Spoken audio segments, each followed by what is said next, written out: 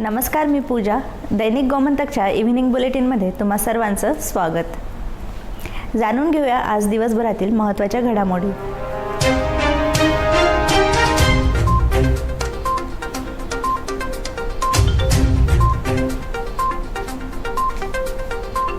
राज्यात आता निवडणुकीचे वारे वाहू लागले आहे.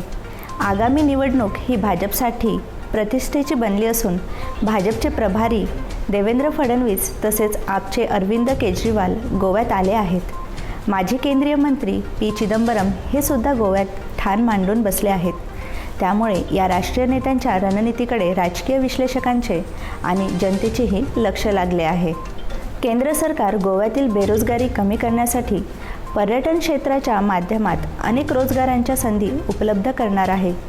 त्यासाठी गोव्याला शक्य ती सर्व मदत केली जाईल. पर्यटकांना हव्या असलेल्या सुविधा उपलब्ध करण्यासाठीही योग्य ते उपाय योजले जाणार आहेत, अशी घोषणा केंद्रीय पर्यटक आणि सांस्कृतिक मंत्री किशन रेड्डी यांनी आज केंद्र आणि गोवा सरकारच्या पर्यटन खात्याच्या जुने गोवे येथे बांधण्यात आलेल्या हेलिपॅडचे उद्घाटन झाल्यानंतर केली.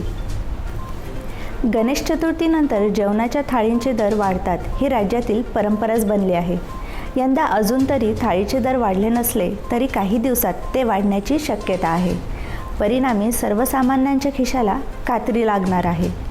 काही महिन्यांपासून प्रतीक्षेत असलेल्या पर्यटकांसाठी आता आनंदाची बातमी आहे.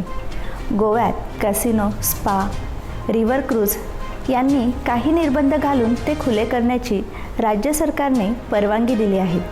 त्यामुळे पर्यटकांना आता गोव्यात हॉलिडेसाठी येता येणार आहे.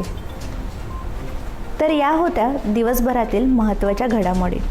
अशाच ताज्या अपडेट्स जाणून घेण्यासाठी आमच्या दैनिक गोमंतक या वेबसाईटला भेट द्या आणि आमच्या यूट्यूब चॅनलला सबस्क्राईब करायला विसरू नका.